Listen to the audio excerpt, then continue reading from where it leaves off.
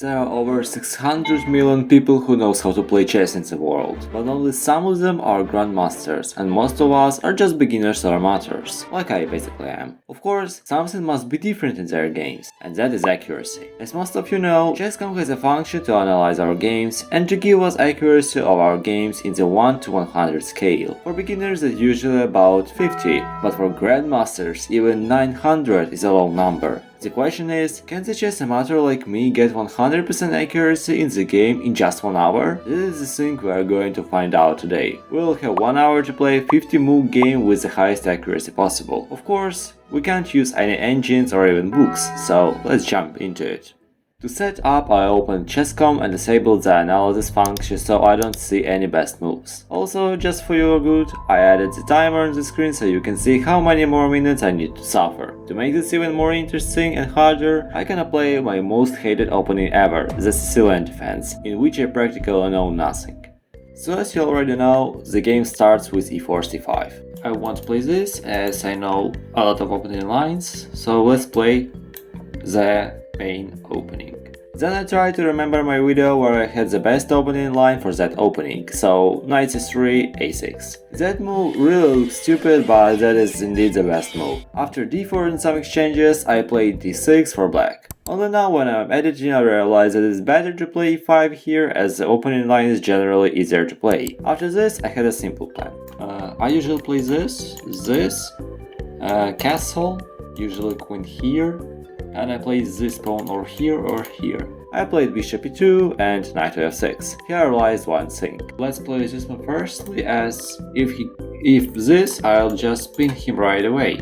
So it's better to do this to attack our pawn and all of stuff.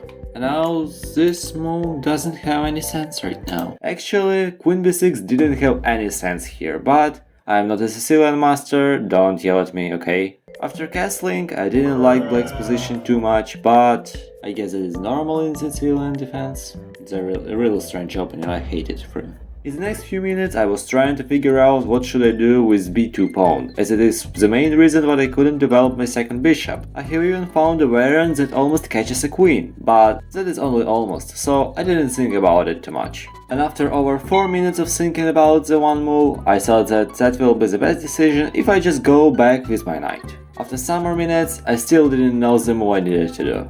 11 minutes in, and we are only in the opening, and we need to play 50 moves. That is not good because playing something in the middle game is much harder.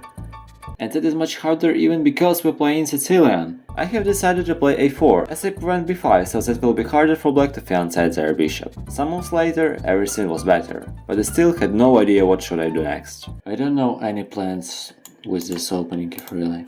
Just zero, you see? Finally, I got a familiar for me position, so that was a bit easier for me. The problem now was the b2 pawn, which is again a huge problem as it is not defended, but if I push it, my black squares will be really weak. But suddenly I got a brilliant idea, they saved me a lot of brain cells. That looks like a sacrifice, you know? Let me check this variant real quick. This, then he has only one move here and I go here. If he goes here, I go here.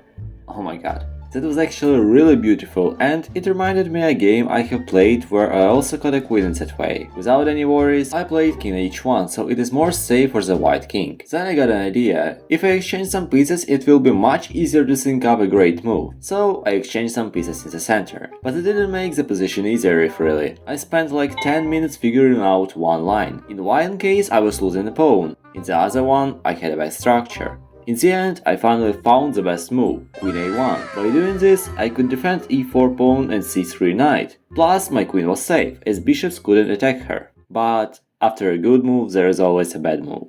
I guess that phrase was talking about the opposite, but anyway.